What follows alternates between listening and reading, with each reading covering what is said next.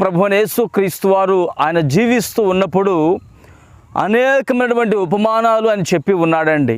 ఆ ఉపమానములలో ఒక శ్రేష్టమైన ఉపమానం ఏమిటంటే గురుగులు గోధుమలండి.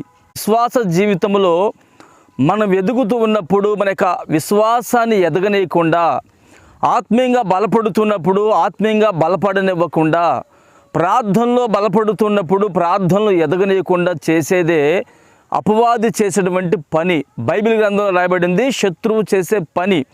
వాని పని ఏమిటంటే మన విశ్వాసంలో ఎదగనివ్వడు, ప్రార్థనలో బలపడనివ్వడు, ఆత్మీయంగా కట్టబడనివ్వడు, పరలోక రాజ్యం కొరకు సిద్ధపడనివ్వడు.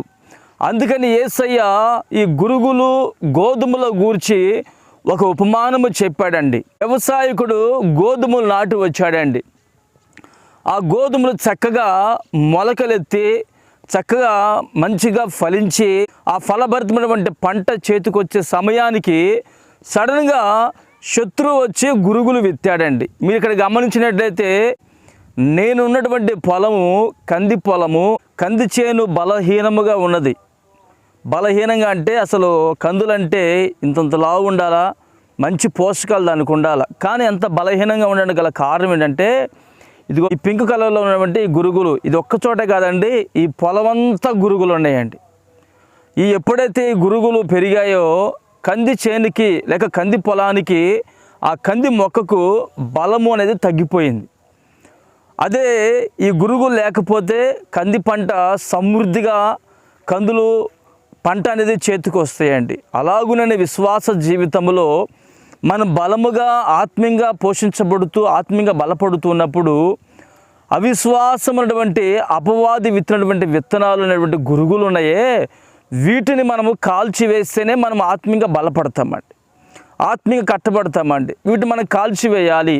ఎప్పుడైతే కాల్చివేస్తామో అప్పుడు ప్రభు మనలను ఆత్మీయంగా బలాభివృద్ధి కలుగు చేసి ఏ అపవాది వచ్చినా, ఏ అపజయం వచ్చినా, ఏ అవిశ్వాసం వచ్చినా, గురుగులు లాంటి శత్రువులు పొంచి ఉన్నా వారి మనము జయించగలుగుతామండి. గురుగులు విత్తినది అపవాది, గోధుమలు విత్తినది ప్రభువైన యేసుక్రీస్తు వారు.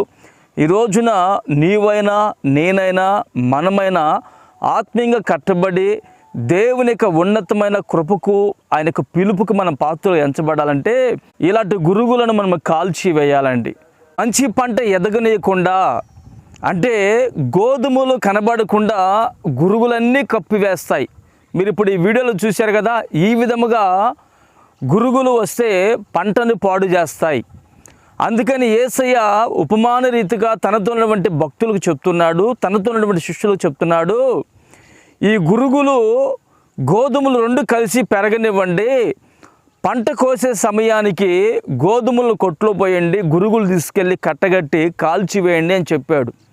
ఈరోజు ఈ మాట నేను ఎందుకు తెలియపరుస్తున్నానంటే విశ్వాస జీవితంలో గురుగులు లాంటి అపవిత్రమైన మాటలు, మన ప్రార్థన జీవితాన్ని ఆటంకపరిచేటువంటి గురుగులు అనేకమైనవి ఉంటాయి. వాటిని పుట్టించిందే శత్రువు అండి. గనుక మన విశ్వాస జీవితాన్ని మనం ఎంతో భద్రంగా కాపాడుకోవాలి. ఎప్పుడైతే కాపాడుకుంటామో ఆ గోధుమలు ఏ విధంగా కొట్టులో పోయబడ్డాయో యేసయ్య కూడా మనలను పరలోకమైనటువంటి కొట్టులో చేర్చగలిగిన వాడు. గనుక ఈ రోజున నీ విశ్వాసాన్ని, నీ యొక్క ప్రార్థనా జీవితాన్ని, నీ యొక్క ఆత్మీయ జీవితాన్ని ఏ గురుగులైతే పాడు చేస్తున్నాయో ఆ గురుగులను నువ్వు పెళ్ళగించి గోధుమ వలె నువ్వు మలచబడగలిగితే నా యేసయ్య నీకు తోడే నిలిచి నేను నిశ్చయముగా పరలోక మహిమ కొరకు చేర్చునుగాక. ఆమెన్. ప్రార్థన చేసుకుందాం. ప్రేమగల తండ్రి, పరిశుద్ధుడా, జీవాధిపతి, స్తోత్రం చెల్లిస్తున్నాము నాయన.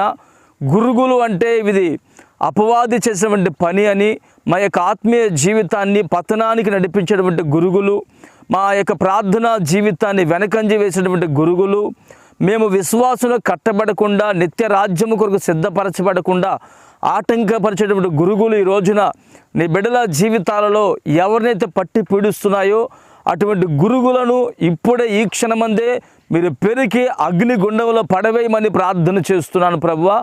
గోధుమలైనటువంటి నీ బిడ్డలను నా తండ్రి నిత్య మహిమ కొరకు సిద్ధపరిచి నిత్య రాజ్యంలో చేర్చి మహిమ పొందుకోమని యేసు నామమున ప్రార్థిస్తున్నాను తండ్రి. ఆమెన్.